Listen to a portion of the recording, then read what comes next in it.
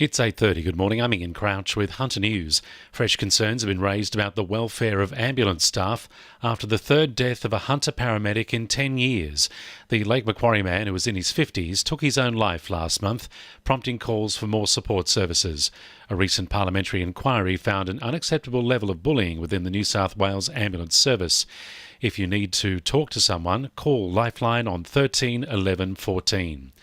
Rugby league officials have wasted no time in taking action against a player and a spectator involved in a wild brawl at Talara. The pair have been banned by the CRL from playing or attending matches ahead of a disciplinary hearing tomorrow. The fight during a D-grade game on Saturday wasn't the only incident to come out of the weekend. Officials are also investigating another altercation between a player and a spectator during a game between Belmont South and Raymond Terrace.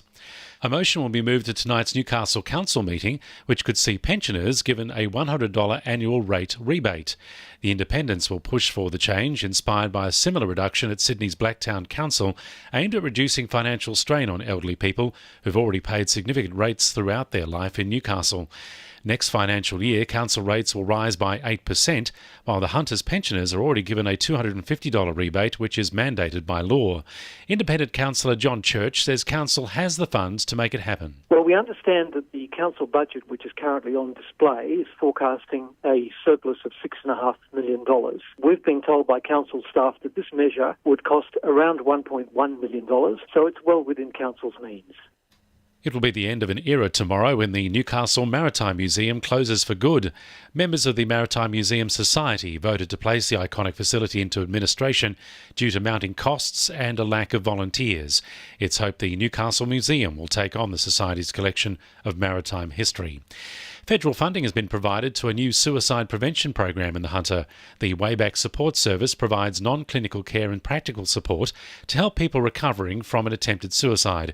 It comes as statistics show about 200 Australians attempt suicide every day, while 25% of them reattempt within the following 12 months.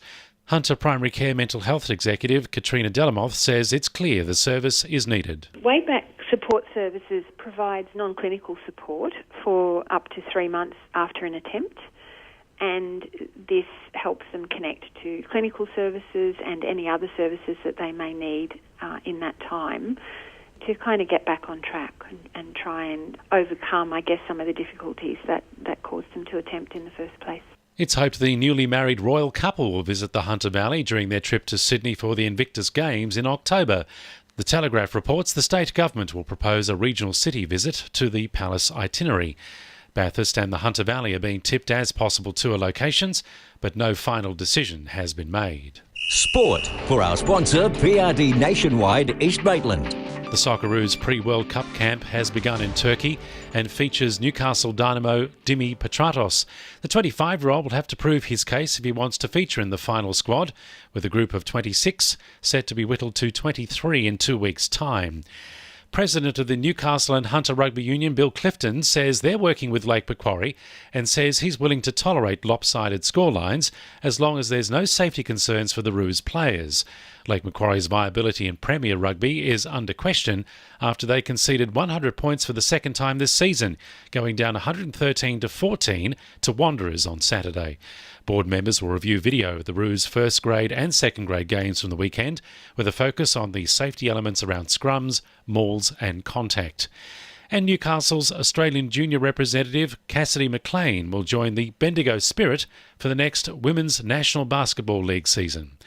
And the winning numbers in Monday Lotto are 8, 34, 21, 10, 11 and 39, and the supplementaries are 23 and 15. 2NURFM News Time, 26 to 9.